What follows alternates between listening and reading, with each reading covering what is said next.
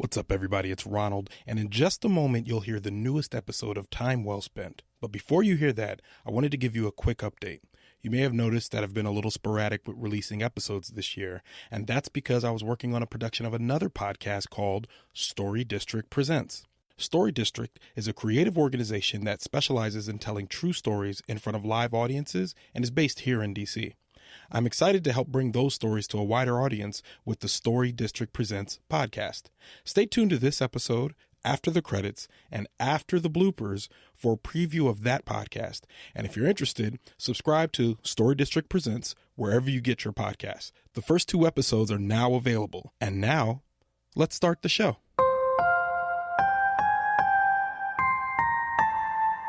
As a teenager, when I first learned of the statute of limitations, it sounded like a game changer to me. The way I understood it was, wait a minute, you're telling me if I commit a crime and get away with it, if I can evade prosecution long enough, it's like it never happened? As a kid, this knowledge made navigating the world so much easier to me. It was like someone gave me the cheat codes to life. One thing I didn't understand was how other people weren't using this knowledge to their advantage.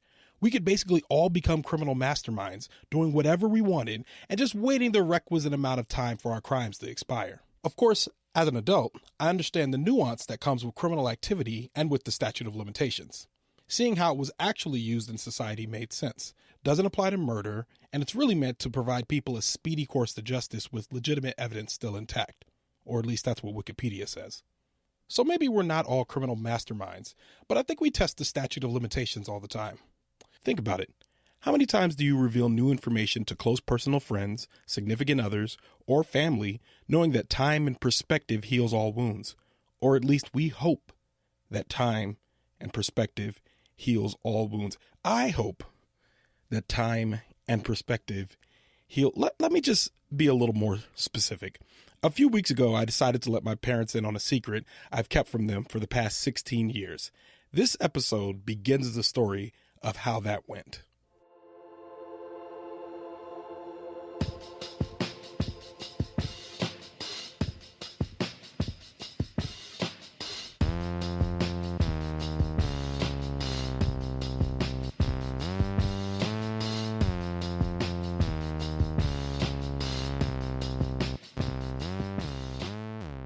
Welcome to yet another exciting episode of Time Well Spent with Ronald, the podcast that nobody asked for, yet somebody is listening to.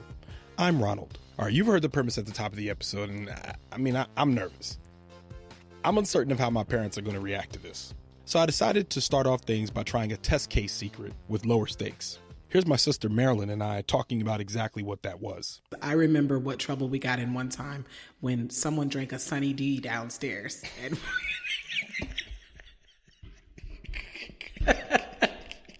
But let's talk about the Sunny D incident for a second. So we spilled orange juice downstairs, but the problem was we weren't supposed to be watching TV down there. Right. And I think our problem, we weren't supposed to be watching TV at all. Mm-hmm. But even though we were home all day, every day. All day, yeah. But I think the biggest problem was not only were we not supposed to be watching TV, but we started watching TV. Yes. Then we started getting reckless with it by bringing food downstairs. Yes. Which I'm like, that could only lead to more trouble. Exactly. So when we spilled the orange juice, they'd be like, well, what were you guys doing downstairs? Exactly. We were just sitting there. Right. What do you mean just sitting there? Right. Also, why are we just sitting down there with food on my carpet? That type of thing, yeah. When Marilyn references us being in the house all day, she was referring to how we spent most summers. With 2 working parents, it was difficult at times to keep teenagers entertained or occupied. But my parents were opposed to the idea of us just sitting around watching TV all day. So for the most part, that was forbidden, except under special circumstances. However, Marilyn and I made every day a special circumstance and skirted the rules. So when we spilled orange juice, we decided to lie, and boy, did we commit to the lie. There was a huge stain on the carpet, and the only way to hide it was to cover it with the ceramic cat we used to have. Anyway, since we never admitted to it, we got yelled at for lying, but eventually my mother let it go. The circumstances of revealing this particular transgression seemed perfect to test my parents' reaction. So a couple of weeks ago, on September 3rd, Labor Day, I had a discussion with my mother, fan favorite Peggy Lee, and my father, the original Ronald Young, Sr., that began with me revealing the orange juice deception. Please forgive the audio. I was off mic and my parents weren't using headphones. Do you guys remember when me and Marilyn spilled orange juice downstairs? Yes. Okay. No. Okay. Back when you guys wouldn't let us watch TV, we would watch TV and we spilled orange juice downstairs and then we lied about it for a long time. So, thoughts on that first? What do you mean thoughts on that? We didn't like it when you guys lied. No, yes, I understand that. But I'm saying in general, like the reason why we lied was mostly because we were nervous about getting into deeper trouble. You talking about like a beating? Yes. Yes, exactly. So, in an effort to avoid that, we ended up lying about that. The point is, I don't know if we ever admitted to doing it until now. This is the first I'm hearing of it. Okay, well. No, I don't think I remember you guys admitting it either. Yeah, so basically you, at one point, so we never admitted to it, but we did. We spilled orange juice downstairs. I think we all knew. So you want to know how I feel about it now? Yes. Let me just jump in here for a second to say this question was very loaded, and the way she asked it was a sign that my test case was failing. I don't know if I like you guys telling us stuff that you guys did when you were younger, and then we're supposed that was okay. Yes. That's what you're looking for? No. Call Marilyn. Right now. Get her on the phone. Because both of y'all going to get it. Okay. Well, I haven't even told y'all the other thing yet. Oh, Jesus. Well, see, no, and it's not about...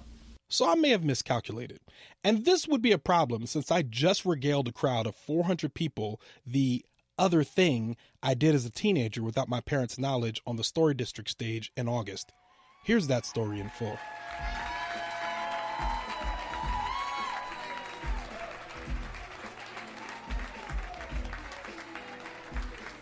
So, according to my mother, Christians don't listen to secular music, Christians don't dance, and Christians don't go to parties.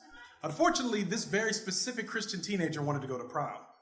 As a senior in high school, I had never been to any of the dances. No homecomings, no spring flings, no sock hops, nothing. And I think the only dance I've been to was in the 8th grade when it was held early enough in the afternoon that I could just catch the late bus home and my parents would be none the wiser. Basically, if my mother had been in that movie Footloose, it would have been 5 minutes long. So I thought I could talk my way in the prom by using what I call the prom court loophole. What is the prom court loophole? Thanks for asking. To be on prom court meant that you were a finalist to be prom king or queen. So I thought if I made prom court, I can't not go to prom. What if I win? How am I going to accept my crown? I imagine how the conversation would go with my mom. Hey, Mom, I made prom court. What's that? It means I'm a finalist for prom king. Oh, that's outstanding, son. Let's get you a tux. And I'm going to lift the dancing embargo so you can boogie your way on down there and get your crown. So the results came in and I made prom court. And here's how the conversation actually went. Hey, Mom, I made prom court. Oh, cool. What's that? It means I'm a finalist for prom king. Oh, really? They could crown you king even though you're not going to prom? And it was the finality in her voice and the way she phrased a statement as if it were a question that just sent chills down my spine. So I decided to sneak to prom. Now, mind you, yes, I'm 18. Yes, I'm an adult. Yes, I'm on my way off to college, but that doesn't matter to Peggy Leah Ronald Sr.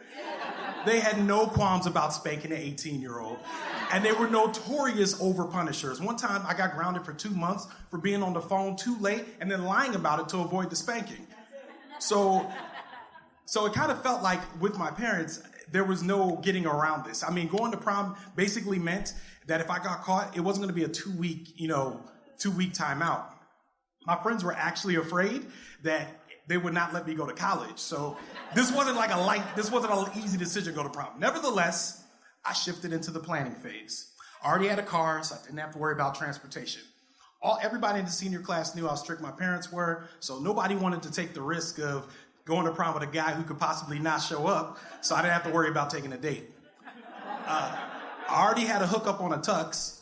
Yes, I had a tux guy, and so I didn't have to worry about that. The only thing I did have to worry about was leaving the house physically. So my parents, they go to bed relatively early, so I wasn't really worried about that. But what I was worried about was before my dad went to bed every night, he always set the alarm. And so by setting the alarm, that means every single door had a chime on it. When you open it, beep, beep, beep, every single time. So there's no coming and going without somebody knowing that you're in there. However, not all doors had a sensor. The one door in the basement did not, and it was connected to the room where I lifted weights and watched MTV, the fourth thing that Christians don't do. So, all I had to do was figure out how to get through this room without activating the sensor that was on the room, and then I could just get out the door. So thus began a series of trial and error. First, I put a sock on the sensor. That didn't work. Then I tried to move slowly and stealthily, and as you can see, stealth is not my forte. So that didn't work. Finally, I remembered that there was a function on the alarm called bypass that would just pop up every now and then because we don't know how to use the alarm. And I was like, okay, so with bypass, there must be a way to bypass this room and then I can go out the door. So I hacked into the system. And by hack, I mean used by process of elimination, found out what zone this was. It was zone 6. So I found out that by bypassing zone 6, I can get out the door. So there it is. I'm all ready. Night of prom is here. Downstairs lifting weights. Dad goes upstairs. I finish watching The Real World. I set the alarm to bypass. Head on up the stairs. I wait about 20 minutes, make sure they're asleep. I create an effigy of myself with a pillow at the top. Y'all watch sitcoms. Y'all know what's up. And then I make my escape. I creep to the door. I open. I walk down the hallway, past my parents' open bedroom, down the wooden staircase, down to the creaky step. They didn't hear me. So ease my way down to the second floor. I'm good. Then I can move a little quicker. I'm out of earshot. So I go down to the second floor, through the bypass door, and I'm free. I'm out. And I swear to you, the air smelled different. It smelled like grass and rain and freedom. And so as I drove the prom, I prayed a very specific prayer. I said, God, if you let me go to and from prom without getting in trouble, I promise I will never sneak out again. So I get to prom, I'm in my pajamas, I change out of them into my tux, stroll into the McLean Hilton, and I'm walking in with prom court. I got there just in time. So I walk in with them, and I didn't win prom king. However, my friends were there. What's up, Angelise? Oh, congratulations, Rodoc. Oh, Sherry. Hey, it's getting hot in here. Hey, I did not take off all my clothes. I was at enough risk already, so I didn't want to play that game. And looming in the back of my mind during all this fun was I got to sneak back into the house. So prom ended. I said all my goodbyes. The lights went down. I changed back into my pajamas. I drive all the way back to the house. And I get out of the car and I look at the house. It looks peaceful. Nothing, seems like we're going to be all right. Okay. So I creep up to the door. I walk in. Bypass is still set. I'm good. Go up to the second floor. Go up to almost to the third floor. I'm up to the third step. I stop again. I thought I heard something.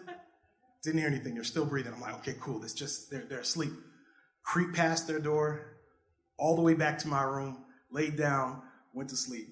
God had answered my prayer affirmatively, and I never snuck out again. Thank you.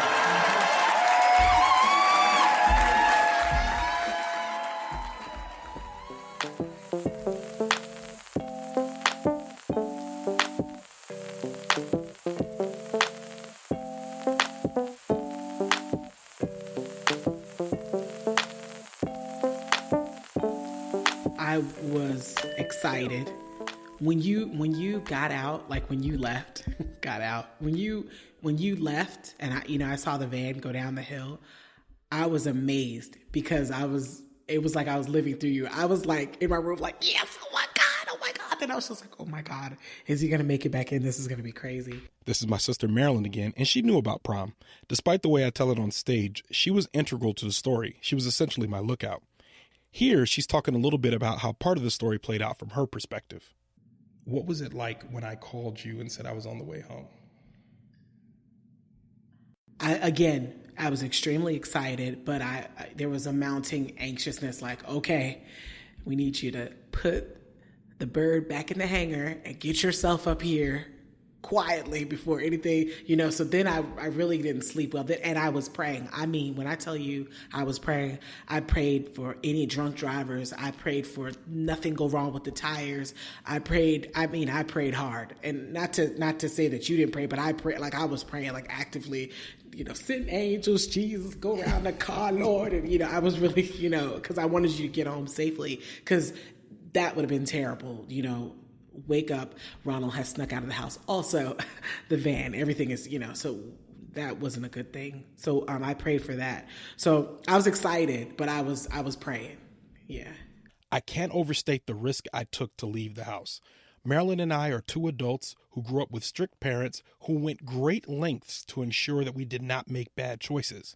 In some cases, that meant making choices on our behalf, eliminating the possibility of error. With that in mind, Marilyn and I began to discuss possibilities of how my parents of present day would react to hearing that we once skirted the rules. I began by getting her advice on how to break the news to them. Well, what's the best way do you think I would set this up? I don't know. I don't know. And how are you going to do this? Are you going to let her listen to it and then? Well, all of this is going to be edited in. Oh, I know that. I mean, basically, I'm going to say, I'm going to play this episode for y'all, and I'm going to play it, and then afterwards, I'm going to mic them up and be like, oh, Jesus, fix it. Yeah. Oh, my God. So I'm very nervous about it, too. Okay. Because it's one of those things where I want to tell them. Yes. And I want to talk to them about it. Yes. And it's not because it's not any sense of like gotcha. Yeah, no, right. It's just like this is something that happened years and years ago. Yeah. And I know y'all now. And I know y'all then. And I feel like the only way I could tell you about this is if I waited 16 years to tell you. Now. And in this fashion, to be perfectly frank. Yeah. I agree. I think this is a good way to do it, I think. I mean, because there's no other way to do it. Yeah.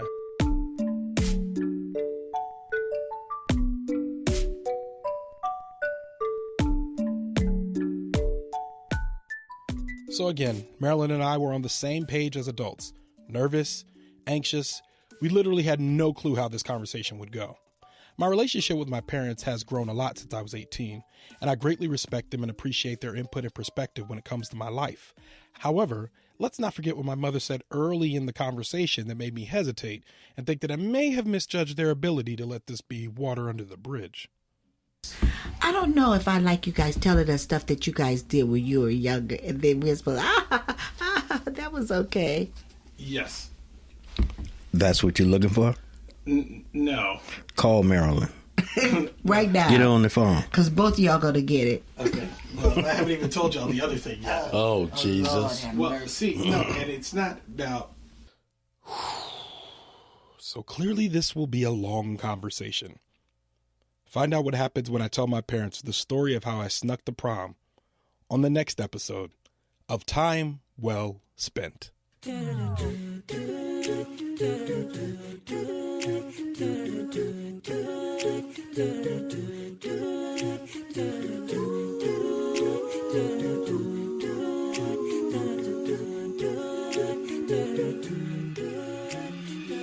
Time Well Spent is a production of OhitsBigRon Studios. Theme and additional music provided by the mysterious Breakmaster Cylinder. Outro music provided by Michael Corte. Do you want to reach out and connect about the show? Have some feedback? You can find me on all the social media things, including Snapchat, Twitter, and Instagram, at OhitsBigRon. That's OhitsBigRon. Time Well Spent will be back very soon. Thanks for listening.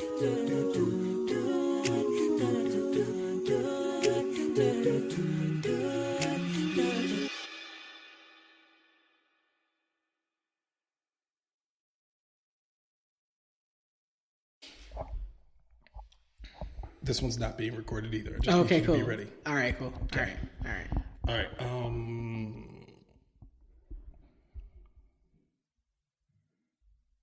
You don't have these questions written down. Marilyn, would you relax? My God. I'm sorry. Oh, dear God, what have I done? All right. Do you have any follow-up or wrap-up? No, I'm good. Aweta, no ko no. Wete, na bote bono. All right, now we're going to record. Oh, all right. No, I'm kidding. Oh, thank God.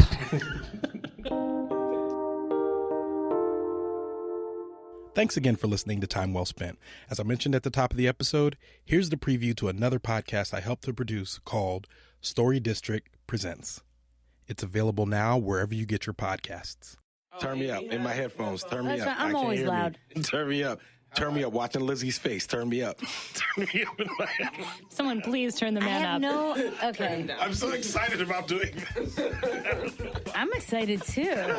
Oh, God. All right, team. The goal of this very special meeting is to tell the world who we are, what we're doing, why we're here, and what they should get ready for. Amy, what are we doing here? Oh, we're here because we're making a podcast. Podcast! That's right. Story District presents. So yes, we are launching a new podcast. It's going to be full of amazing stories from the Story District stage and conversations with storytellers. So who's in the room here? I'm Lizzie Peabody, the managing producer of this podcast. My name is Tim St. Clair, and I'm the audio tech. I'm Nick Hill, the production assistant. I'm Ronald Young Jr., associate producer. I'm Alana Nevins, associate producer. And I'm Amy Sedman, host. And artistic executive director of Story District. So these are some voices that you're hearing now and you will never hear again. But there is one voice you're going to hear a lot more of, and that is Amy's voice. So Amy, tell us a little bit about why we should care what you say. Oh. What gives you authority to talk to us about storytelling? Right. What? Why are we going to be listening to you? I think wow, that right. You really are like the voices in my head. So I'm in the storytelling business for almost 20 years. I started working for Story District when it was called Washington Storytellers Theater, and that was in 1999. Story District is an arts organization in Washington, D.C., and we put on dozens of shows every year featuring live storytelling, true stories, and we have an amazing archive of stories from over the last 20 years, and we want to share that archive with you. We want you to meet the storytellers, and we want you to learn more about what it takes to become a great storyteller.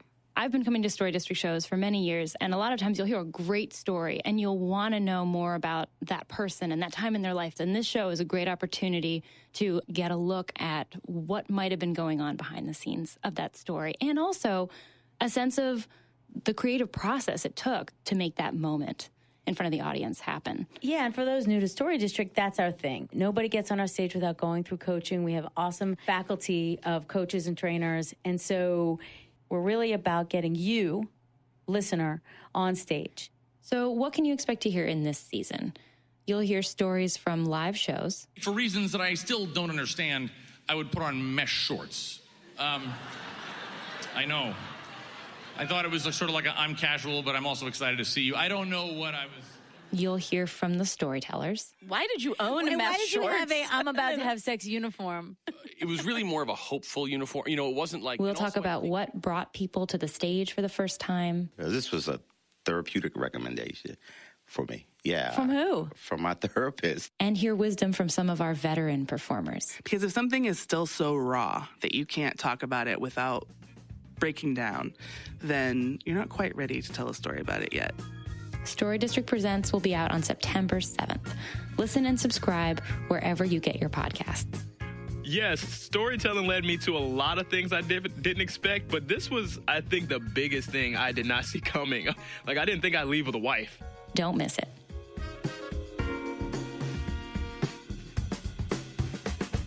Ronald, do you want to lead us out here? Okay, this has been Story District Presents with your host, big old delicious Ronald Young Jr. I'm out. Wait. No. Hang on. How did you want me to lead out? I thought, maybe. I'm not sure you're the host. With that, I like it. yeah, I like the energy, but maybe less about you. I got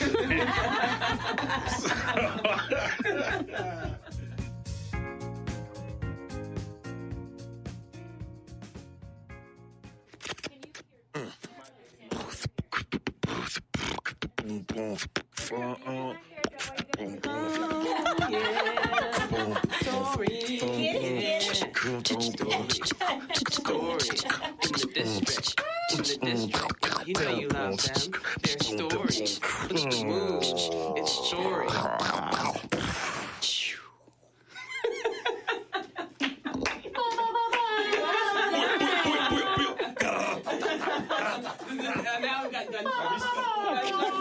Little Scrumptious, where you at?